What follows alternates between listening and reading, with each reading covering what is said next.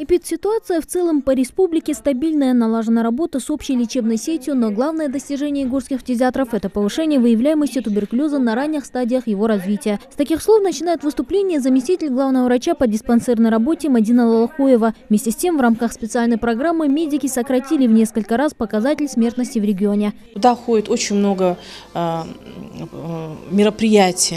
Это и улучшение флюорообследования населения, это и улучшение и проведение достижения до определенных цифр туберкулинной диагностики, проведение диаскин-теста, то есть обследование детского населения. Благодаря сложной работе всех служб врачам-фтизиатрам удалось в прошлом году спасти жизнь 5 тяжело больным. Даже самые запущенные формы туберкулеза уже не страшны медикам. Ведь на базе реорганизованного республиканского центра фтизиопульмонологии уже успешно проводятся тороскопические операции. Всего с момента открытия отделения торакальной хирургии здесь провели около 160 оперативных вмешательств, 127 из которых больным туберкулезом, 25 неспецифическим и 9 пациентам с опухолью в грудной полости. После того, как наш центр был переименован, у нас расширились функциональные возможности и правовые возможности для оказания медицинской помощи больным, у которых имеется патология в легких.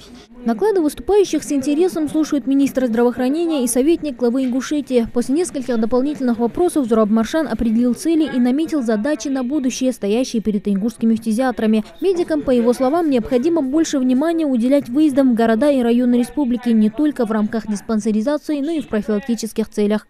Во-первых, вам, господа республиканцы, так вас назовем, доверяют больше. У вас больше профессионального опыта работы, и вы больше думаете, больше насторожены под конкретное заболевание. Это правда. Второе.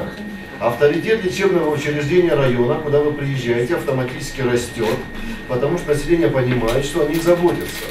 Раз пригласили со стороны, значит, есть забота.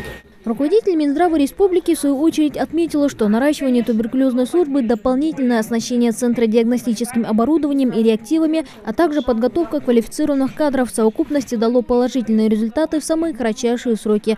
Показатель смертности от туберкулеза в республике один из самых низких в стране. Если вовремя проведено обследование, если вовремя поставлен диагноз, если диагностировано заболевание, то его 100% можно излечить. И на сегодняшний день есть те методики обследования, есть методики лечения, которые позволяют это делать.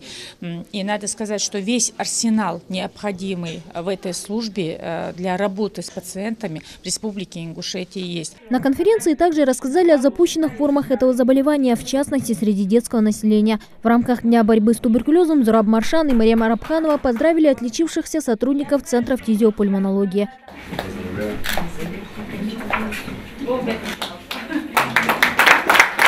Мадина Пугуева, Джамалил Тамасканов, Новости 24.